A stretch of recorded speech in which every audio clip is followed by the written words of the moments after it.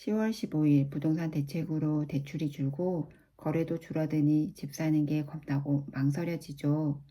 부동산 분위기가 어수선한 이런 시기에 진짜 잘 판단하고 선택하셔야 해요. 분위기에 동조되어 중요한 결정을 미루고 일단 전세 가서 지켜보자 하면 최소 2년은 그냥 흘러가게 돼요. 갱신까지 하게 되면 4년이 되는 거죠. 지금부터 내 집 마련을 통해 자산을 늘려가야 하는 이유를 알려드리겠습니다. 결혼하는 신혼부부 중에서 결혼 자금이 넉넉하지 않은 경우 당장 집을 마련하는 건 막막하고 대출을 많이 받는 것도 겁나고 해서 일단 전세로 많이 가요. 모두의 로망이 신축으로 가고 싶다면 외곽의 신축 아파트 전세를 가기도 하고 직장이 가까운 게 좋다면 구축 전세를 구해서 인테리어를 예쁘게 한 뒤 신혼집을 꾸미기도 하고 자금이 좀 더 부족하다면 빌라나 오피스텔 전세를 가기도 하죠. 그런데 이때 내 집 마련이나 부동산에 대해 좀 더 생각하고 고민해서 대출 일으켜서 내 집을 마련한 신혼부부와는 어떤 차이가 발생할까요? 우선 수도권에서 신혼부부가 대출을 내서 매수할 수 있는 금액대로 예를 들어 볼게요. 2년 전인 2023년에 광명 철산동 철산차이 더 헤리티지를 매수했을 경우 7억 중반에 분양한 게 프리미엄이 좀 형성되어서 2023년 하반기에는 8억 중반에 거래되었어요.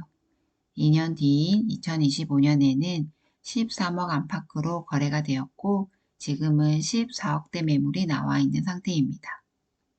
13억 5천을 기준으로 잡으면 8억 5천에서 5억이나 상승했어요.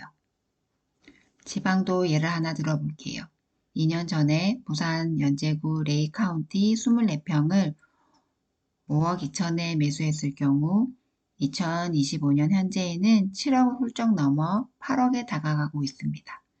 7억 5천을 기준으로 잡더라도 2억 3천의 자산이 상승했어요. 하지만 전세를 선택했을 경우에는 2년 뒤 전세값이 상승한 만큼 인상해줘야 해요. 이때 2년 전의 매매 가격과의 차이에 대해서 깊게 생각하고 2년 전보다는 오른 가격이지만 내 집을 마련하는 방법을 찾으면 다행입니다. 그런데 갱신권을 사용해서 다시 2년을 연장하게 되면 4년 뒤에는 4년 동안 상승한 전세값을 인상해줘야 하거나 4년 동안 상승한 아파트값을 지각비로 내야 합니다. 혹여라도 4년 동안 제대로 저축을 하지 못했다면 4년 전의 전세값으로 갈 수 있는 조건이 더 안 좋은 집을 찾아다녀야 합니다. 이때의 기분은 어떨까요?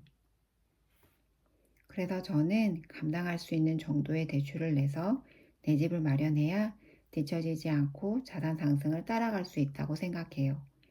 제가 18년 전에 처음 부동산을 매수하고 그동안 내 집 갈아타기나 투자를 하면서 겪은 경험에 비추어 봐도 그래요.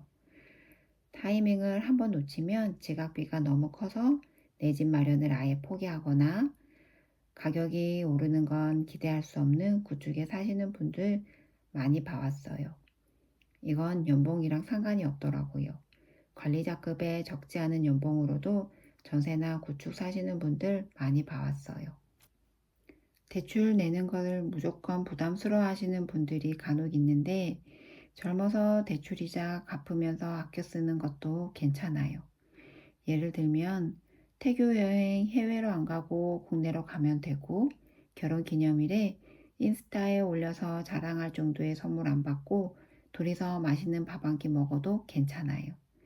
이사 가지 않아도 되는 내 집 있다는 게 얼마나 좋아요. 거기에 내 집의 가격이 상승해서 자산이 늘어나면 그것만큼 좋은 게 없죠. 대출 내서 집을 샀는데 집값이 떨어지면 어떡하나 걱정이 되시는 분들이 있죠. 그럴 수 있어요. 하지만 기간을 길게 설정해서 큰 흐름으로 보면 집값은 전체적으로 우상향해왔고 앞으로도 그럴 가능성이 큽니다. 화폐 가치가 떨어져서 우리가 일상에서 사용하는 물건, 음식값이 오르는 것처럼 집값도 오를 수밖에 없거든요. 단기적인 기준을 잡아서 매수한 지 6개월이나 1년 뒤랑 비교하면 상황에 따라 오르지 않거나 소폭 내릴 수 있지만 전체적으로 보면 그렇지 않기 때문에 너무 걱정하지 않으셔도 돼요. 다만 매수할 때 패닉바인 현상이 나타나는 꼭지에서 사는 것만 피하신다면 다시 하락하는 걱정은 줄어들 거예요. 그리고 팁을 하나 더 드리자면 나의 능력이 되는 한 인플레이션을 따라가는 아파트를 매수하셔야 한다는 거예요. 아파트가 연식이 오래되거나 위치가 안 좋으면 수요가 없어서 가격 상승이 어렵기 때문이에요.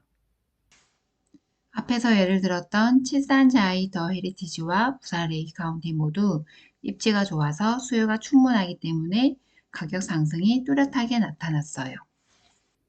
20대, 30대에 고만고만 비슷해 보이던 주변 동료나 친구들이 30대 후반이 되면 자산 격차가 발생하기 시작해요.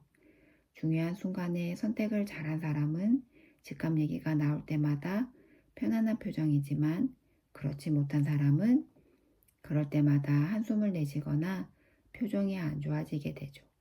그게 바로 요즘에 말하는 포모죠.